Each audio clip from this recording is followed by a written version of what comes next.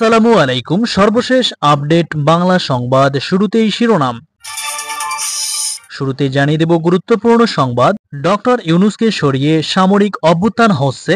হালকা হেসে হেসে বাংলাদেশ সেনাকর্তা যা জানালেন, থাকছে বিস্তারিত প্রতিবেদনে। এদিকে বাংলাদেশে তুমুল হয়েছে প্রধান উপদেষ্টা বনাম সরকার দ্বন্দ্ব। দ্রুতই নাকি পদত্যাগ করতে পারেন ডক্টর ইউনূস, অর্থাৎ হাসিনার সরকারের পরে পতন হতে পারে ইউনূস সরকারেরও। আরো জানিয়ে দিব, ইউনূসকে নিয়ে জল্পনার মাঝেই সেনাবাহিনী নিয়ে বড় মন্তব্য করল বাংলাদেশ জামায়াতে ইসলামী। এবার কি ঘটতে চলেছে বাংলাদেশে, থাকছে বিস্তারিত প্রতিবেদনে।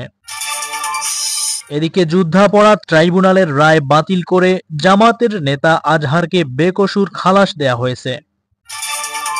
সবশেষে জানিয়ে দিব, সেনা প্রধানের সঙ্গে জামায়াতের শীর্ষ নেতাদের বৈঠক হয়েছে।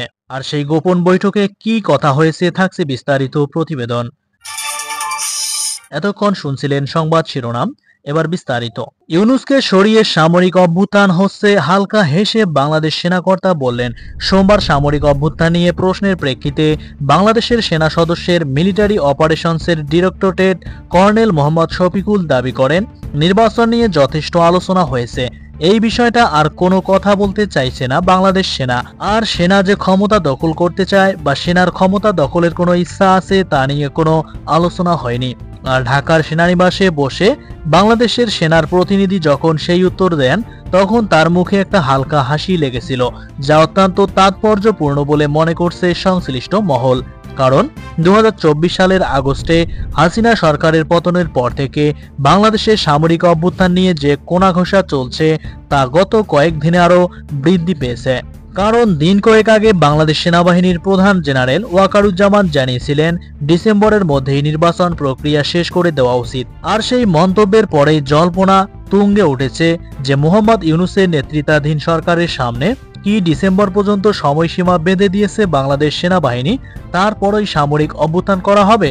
যদিও আজ জোর দিয়ে বাংলাদেশ সেনাবাহিনীর তরফে দাবি করা হয়, অন্তর্বর্তী সরকারের সঙ্গে কোনো মত পার্থক্য বা বিরোধ নেই বাংলাদেশ সেনাবাহিনীর।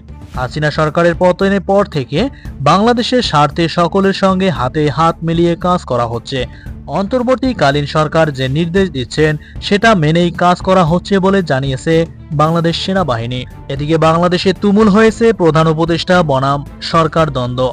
দ্রুতই নাকি পদত্যাগ করতে পারেন ডক্টর ইউনূস, অর্থাৎ হাসিনার সরকারের পরে পতন হতে পারে ইউনূস সরকারেরও। এর মধ্যে শুক্রবার মোহাম্মদ ইউনূসের বিশেষ সহকারীর ফেসবুক পোস্ট নিয়ে বিতর্ক তৈরি হয়। তিনি সরাসরি দেশের সেনাপ্রধানের বিরুদ্ধে তোপ দাগেন।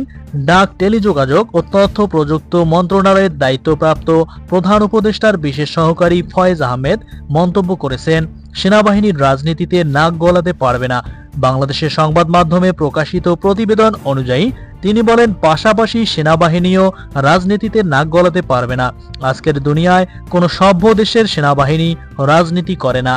পাশাপাশি আওয়ামী লীগ নিয়ে তিনি মন্তব্য করেন, ইনক্লুসিভনেসের নামে আওয়ামী লীগের পুনর্বাসনও চাওয়া যাবে না। সেনাপ্রধান ওয়াকারুজ্জামানকেও উদ্দেশ্য করে তিনি তোপ দাগেন। সেনাপ্রধান ডিসেম্বরের মধ্যে নির্বাচন চেয়ে যে বক্তব্য দিয়েছিলেন তা তার এখতিয়ার লঙ্ঘন। জুরিডিকশনাল কারেক্টনেস তিনি রক্ষা করতে পারেননি। দুই ক্ষেত্রেও নেপথ্যে একজনই, বাংলাদেশের সেনাপ্রধান ওয়াকারুজ্জামান। শনিবার বাংলাদেশের বিভিন্ন রাজনৈতিক দলের সঙ্গে আলোচনায় বসবে ডক্টর মোহাম্মদ ইউনূস।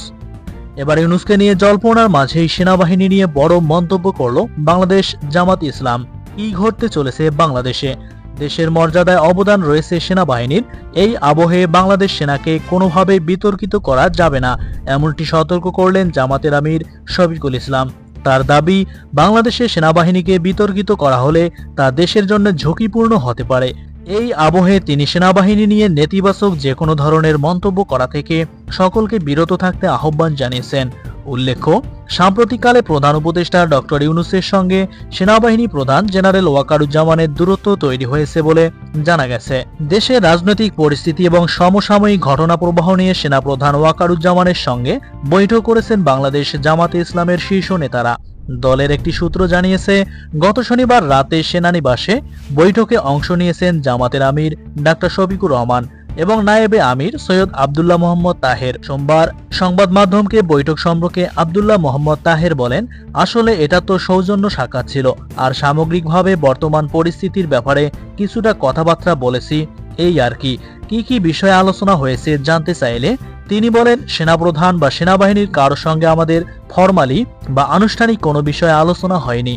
নির্বাচন বা অন্যান্য রাজনৈতিক বিষয়ে আলোচনা হয়েছে কিনা এমন প্রশ্নের জবাবে তাহের বলেন, যতটুকু বলেছি তাই, এর বেশি কিছু বলতে পারবো না। আর এদিকে যুদ্ধাপরাধ ট্রাইব্যুনালের রায় বাতিল করে জামাতের নেতা আজহারুল ইসলাম আজহারকে বেকসুর খালাস প্রদান করেছে সর্বোচ্চ আদালত। যুদ্ধাপরাধ মামলায় আন্তর্জাতিক অপরাধ ট্রাইব্যুনালের দেওয়া মৃত্যুদণ্ডের রায় বাতিল করে জামাতে ইসলামের নেতা এটিএম আজহারুল ইসলামকে বেকসুর খালাস দিয়েছে সুপ্রিম কোর্টের আপিল বিভাগ।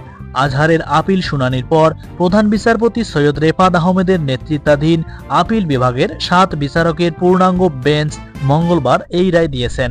অন্য কোনো মামলা না থাকলে তাকে অবিলম্বে মুক্তি দিতে বলেছে সর্বোচ্চ আদালত। প্রিয় বন্ধুরা, এই ছিল আজকের সর্বশেষ বাংলা সংবাদ।